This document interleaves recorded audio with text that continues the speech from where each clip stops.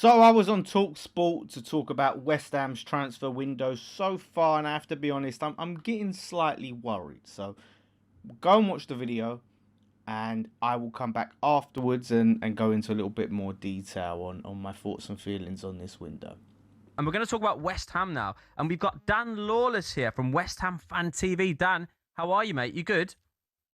Yeah, not too bad, guys. Not too bad. Hope you're both well. Looking Yeah. forward to the season starting. Oh yeah, well, no, you know what? Another good name I have to say. We've got some great names here. Dan Lawless. I mean, that's an unbelievable. That's top tier. Let's talk about that optimism that you've got there, because I mean, the first question I've got in front of me. I don't want to kill the vibe, but Fernandez and Somerville, big departures, mate. Yeah, they are big departures, and look, we got big money for them, so we kind of expected that they would go. Yeah. Obviously, a bit disappointing to see another player go to Spurs, but we got top money for him, and I can't grumble at that. Same with Somerville, who's gone to Saudi. So yeah, listen, that is going to help us massively this summer. So I can't grumble about those departures as much as I'd love to have kept them. Yeah, yeah, for sure. I mean, and you like you say, you've raised the funds. Is there a fear, natural fear for you that there's some might be some more departures within that squad, that some people might go because naturally the situation you're in, that you're not in the Premier League anymore. Does that kind of worry linger in the back of your mind? No, I mean, I think sorting out Bowen's future was massive. So Mm, him really dedicating his future to West Ham next season was massive. Like he's the one that we all really wanted to keep. So knowing that his future sorted, there's a couple of other players there like Mavropanos, that we really want to keep. There's someone like Suchek who's good for leadership, but a lot of these other players I'm not really wedded to. Like Diouf is a bright prospect yeah. and he could be the next most likely to go, but he was poor second half of the season, so I'm not too fussed. Wan-Bissaka dropped off a cliff last season as well. So there's no one else that I'm really, would be gutted if we lost, to be honest with you. Yeah. So yeah, I'm pretty calm about what we're going to keep. And they said they want to keep pretty much the rest of those players that we had last season. So I think they'll stay. Yeah, and I mentioned Fernandez and Somerville. This is just purely out of interest. This isn't even in front of me. But was there one over the other that you were more disappointed that had left out, or was it, or were they both equally as disappointing? What was the consensus there within you and the fan base? Yeah, I think with Fernandez, there seemed to be early on a sort of resignation of him going, Mm, especially if we'd left. Like, I think out of Somerville and Fernandez, like Fernandez had a lot of upside going forward, a lot of potential, high ceiling. But I think for me, Somerville is the one that I was most disappointed because he was just starting to finally find the goals. I think his all-round game was excellent for us. It was yeah. just putting the ball in the back of the net, and he'd finally found that. And he was that outlet that we needed. He was that burst of pace. And like without Somerville, that leaves a massive hole in the team that we need to now fill. So for me, Somerville was the one that I was really disappointed to see go. And for him to go to Saudi, which I get it, money, I think it's a loss for European football. Yeah, yeah, no, I get it. I completely get it, mate. And Jared Bowen, you mentioned, of course, that's massive news for you guys that he signed a contract. But in terms of what else you can bring in now, what would you is it just immediately looking at Fernandez and Somerville and the fact that they've lost and replacing them, or is there any other problem areas for you guys that you think you need to address? Yeah, I'm seeing a few holes in this team now, and I'd be lying if I said I wasn't slightly concerned. Look, we know preseason's mainly about fitness, but I watched that Rangers game and I see a team devoid of creativity. I'm still not sold on our current striking options with Pablo and Castellanos. Got I'm you. not confident in them being able to put away the goals that we need. Centre back wise, obviously Disasi was massive for us last Mm, season, and it looks like it's going to be hard to get him to come back.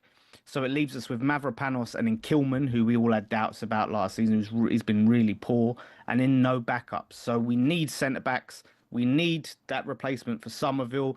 We need some cover for Bowen because we ran him into the ground last season. Like 46 games, it's a lot. yeah. So we need a deep squad. But yeah, really, I still want a striker, even though we've got two strikers. Fulkrug is gone.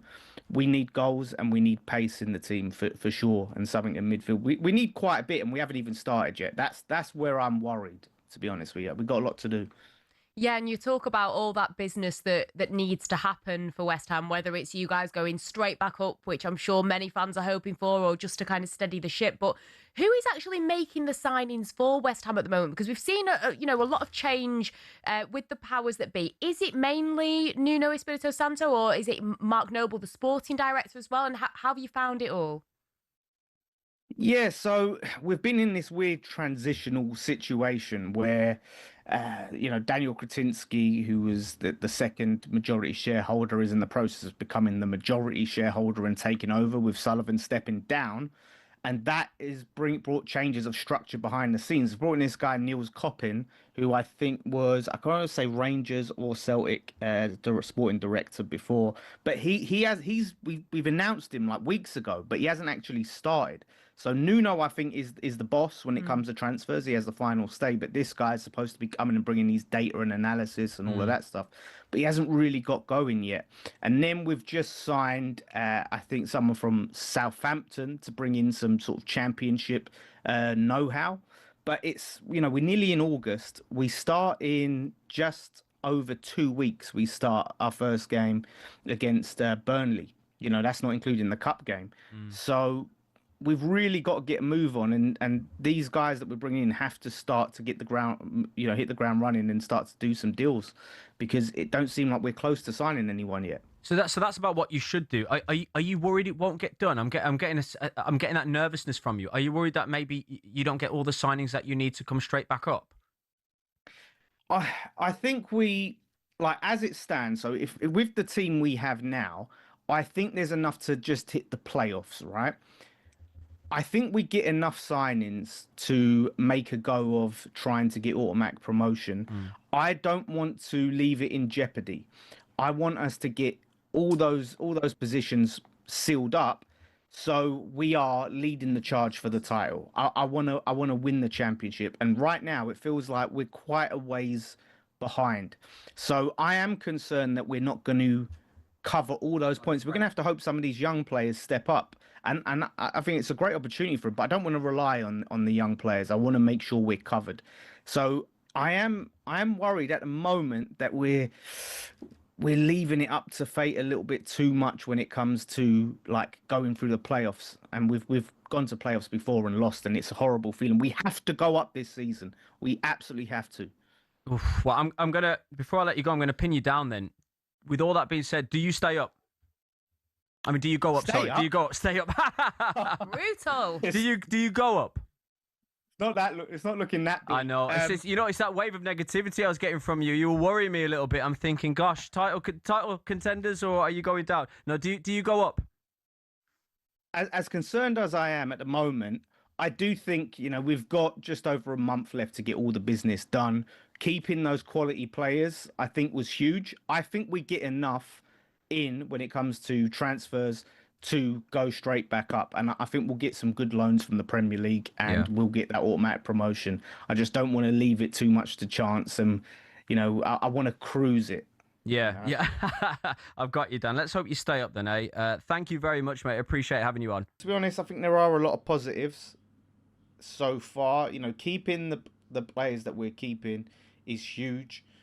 Although there's talks that Tatty maybe wants out, which I'm not 100% sold on him. I would like to have seen him stay, but if he goes, it's not the end of the world. We need to sign a striker anyway. But I just think it's really starting to get late now in window. Keeping those players was a priority, but this whole talk about the recruitment director wanting to get his feet under the table, like, we start in a couple of weeks, and it's looking like we're not going to have a single new signing in pre-season.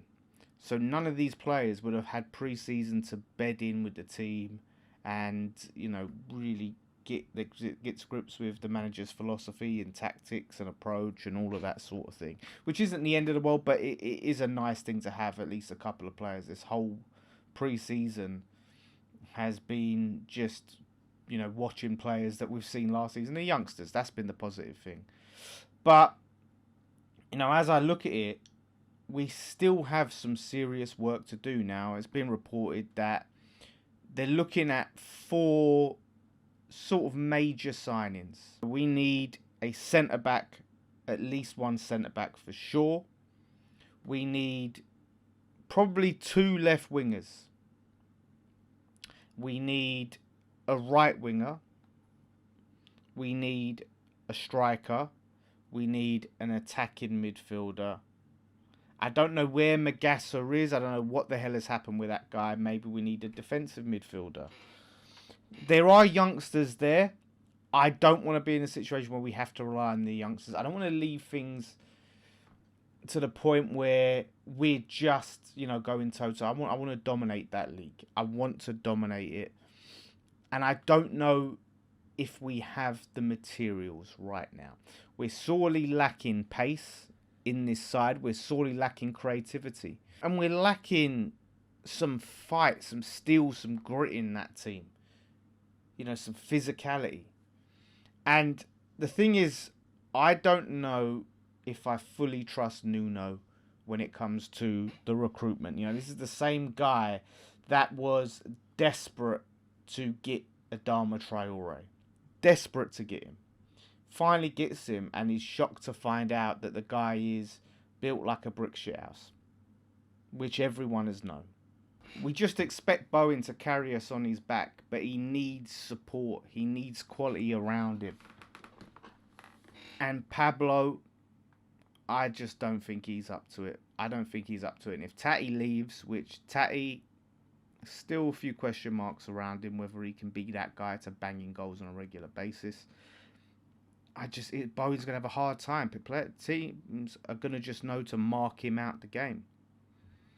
And it's not going to be as easy for him as it would be. If we've got multiple threats that players need to worry about, then Bowen can get a little bit more space and freedom.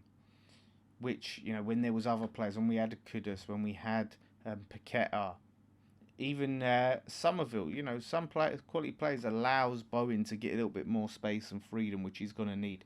So they need to get their arse in gear. I see we're linked with Dwight McNeil still on the left, and Sorba Thomas, who played for the West Ham Academy, currently plays for Stoke. And a little bit of energy on the left for him, not so much Dwight McNeil. It's crossing all of that. But, he had a decent season for Stoke, but before that, he had one good season. His stats leave a lot to be desired. But if it's for the right price, championship experience might not be so bad. But it's not exactly the big signing that you expect us to make. Like, let's be honest, we are a massive fish in a small pond. We know now we've got some money to play with. We've got the reputation. We've got 50,000 season ticket holders. We need to start showing a bit of ambition, obviously relative to where we are, what division we're in. We need to start showing some ambition. We're going for teams like Stoke, and taking one of their less players. Maybe we should be aiming higher up the table.